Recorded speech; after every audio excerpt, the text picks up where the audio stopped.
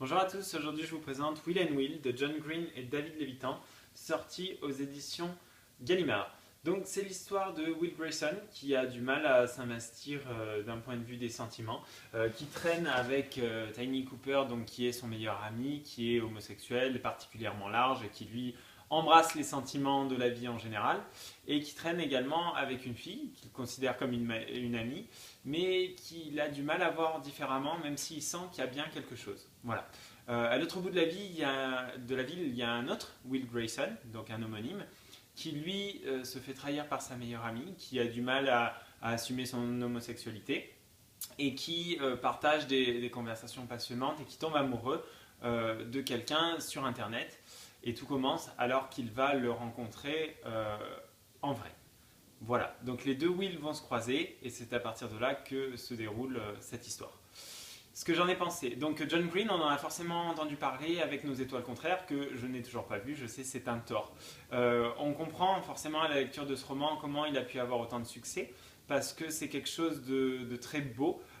Ça sonne vrai, donc on se retrouve dans certains de ces personnages, dans leur difficulté à éprouver des sentiments, dans leurs complications amoureuses, amitié, amour, donc c'est quelque chose qui forcément ça sonne familier, outre le problème d'homosexualité. C'est quelque chose qui sait être très très drôle. Les personnages sont vraiment entiers, donc on peut rigoler, on peut trouver ça très émouvant, ça dépend des passages. Ça se lit très vite parce que justement on est emporté par l'histoire. J'ai vraiment beaucoup apprécié, j'ai trouvé ça assez superbe. Le seul petit bémol, à mon sens, c'est qu'on n'a pas deux personnages importants, on en a trois. Tiny Cooper, c'est une pièce maîtresse de l'œuvre, c'est presque le personnage qui relie justement les deux Will.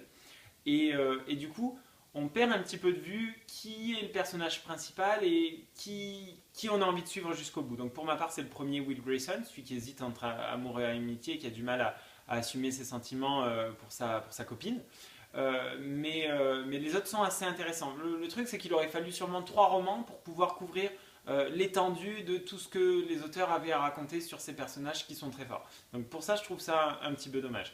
En attendant, je trouve que c'est vraiment génial. C'est un ouvrage qui correspondra aux ados, qui leur apprendra beaucoup, pour les jeunes adultes et pour les adultes sans aucun souci, parce que c'est vraiment une perle. Donc voilà, si vous avez l'occasion, c'est Will and Will de John Green et David Levitan, qui est paru aux éditions Gallimard. Et moi je vous dis à bientôt pour un prochain blogueo. Bye.